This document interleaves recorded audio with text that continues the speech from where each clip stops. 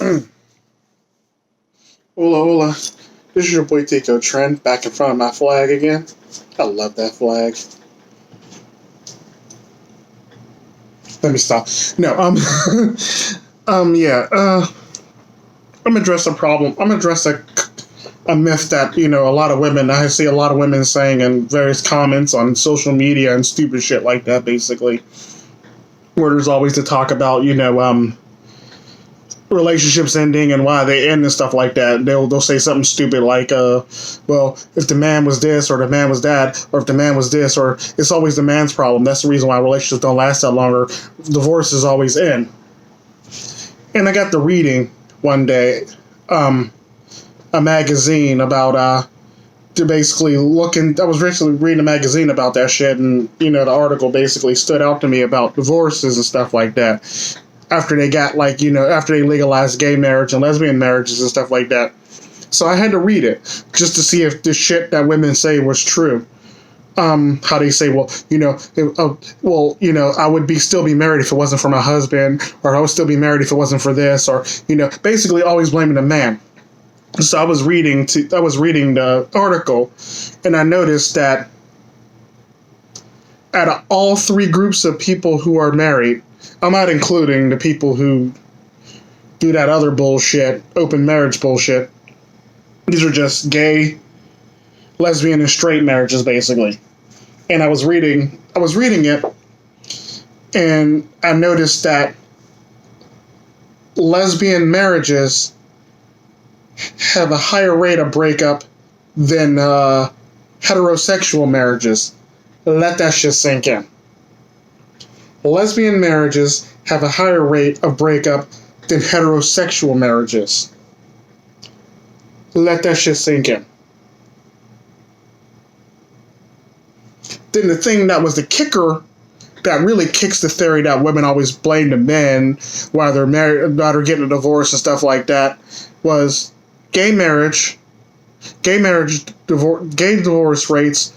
Gay male, like gay two men, basically, their divorce rates were lower than heterosexuals and lesbian rates. Let that sink in. So, if we were doing a ranking system, so I can, help y'all put it in order, on the least likely to break up to the less likely to break. I mean, the most likely to break up to the least likely to break up, being at the bottom, we would have most likely to break up.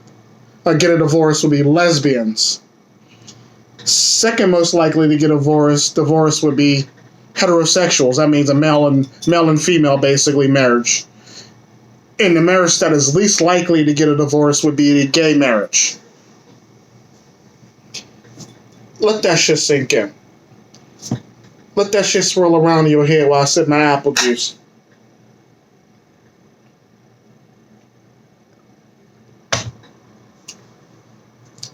Yeah. It's really all men, let me tell you. It's the man's fault why you got a divorce, let me tell you. Because, if it was man's fault, technically, the gay marriage would actually have a higher rate of divorce than all of them if it was the man's fault. Which actually leads me to believe the only common denominator for a high divorce rate seems to be women. Lesbian women and heterosexual women.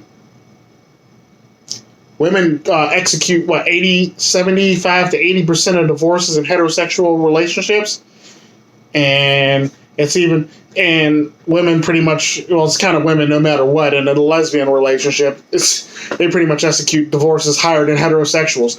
So let that shit sink in for a little bit. How the hell is it a man's fault that your marriage ended if two gay men can live together and have the lowest divorce rate out of all the types of marriages you can possibly have?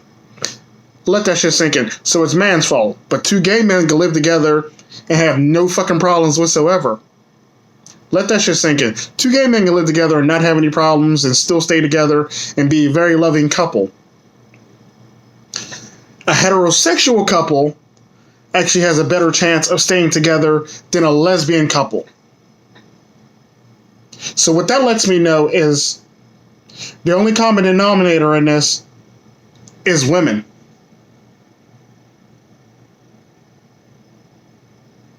So you can't blame men for the reason why you're divorced, why you're getting a divorce, or, basically it's you. The only common denominator is you. That's sad. That is very fucking sad.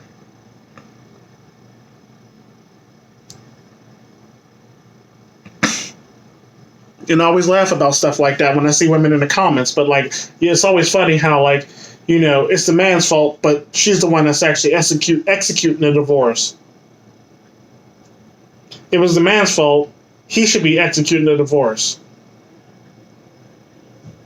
Or you should have a reasoning. Well, now you don't need a reasoning to get a divorce no more. You basically just say irreconcilable differences or, something stupid basically and just get a divorce. You don't need a reasoning behind it anymore. And the sad part about it is a lot of these divorces basically will say irreconcilable differences.